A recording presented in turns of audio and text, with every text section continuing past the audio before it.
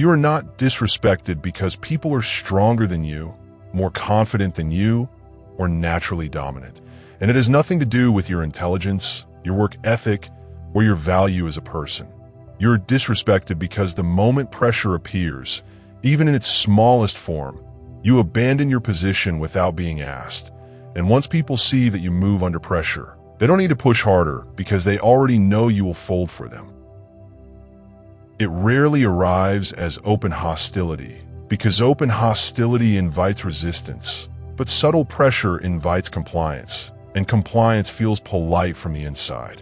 It shows up as a joke that lands slightly wrong, a tone that lowers you just enough to feel heat in your chest, a comment that puts you on the defensive without sounding aggressive, and before anyone escalates, you rush to clarify, to soften, to explain what you meant, believing you are protecting harmony, when in reality you are signaling that discomfort controls you. What people are watching in those moments is not your reasoning, not your logic, not your intention, but your speed, your urgency, and you need to be understood. And from that behavior, they learn something far more important than anything you say. They learn that pressure makes you move, that tension makes you justify yourself, and that silence makes you uncomfortable enough to fill it for them. Disrespect does not appear suddenly, and it is almost never personal in the dramatic way people imagine. It accumulates quietly through repetition, through small decisions that feel harmless in isolation but devastating in pattern.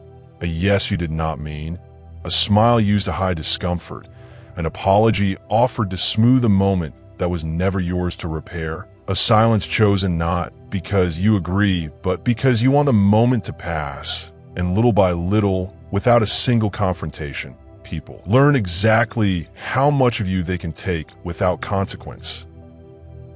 This is the part most people resist because it threatens their self-image. But people do not disrespect you because they are confident.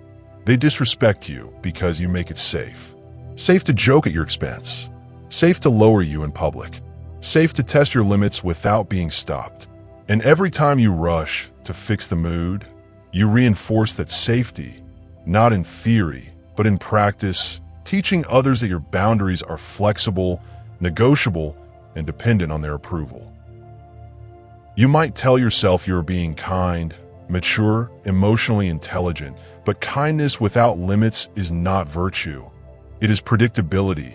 And predictable people do not command respect, because respect requires uncertainty, the uncertainty of consequence, the uncertainty of where the line actually is. And if people never feel that uncertainty around you, they will continue to step closer until you disappear from your own position. The principle underneath all of this is simple and unforgiving. Disrespect survives on access. Access to your emotional energy. Access to your urgency. Access to your need to repair discomfort.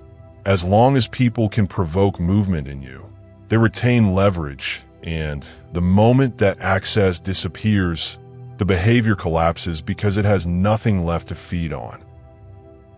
That is why the correction is not confidence, not dominance, not louder words or sharper comebacks, but finality.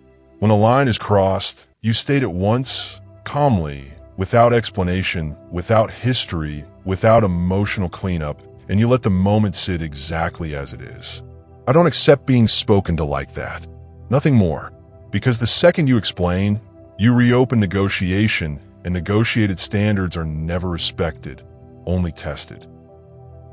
If it becomes awkward, that is not failure. That is evidence that the old pattern has broken and the system is recalibrating. This is not about being liked, admired, or understood.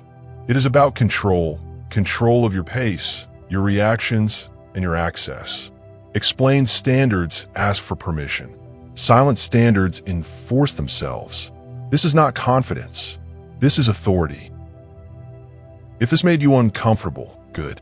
Discomfort is the signal that a pattern just got exposed. EPICTA isn't here to make you feel better. It exists to make you harder to move under pressure. No hype, no emotional crutches, no explanations for standards that should already exist. If you're done negotiating your boundaries, you can stay. Subscribe. If you still need to be liked to feel safe, this channel is not for you.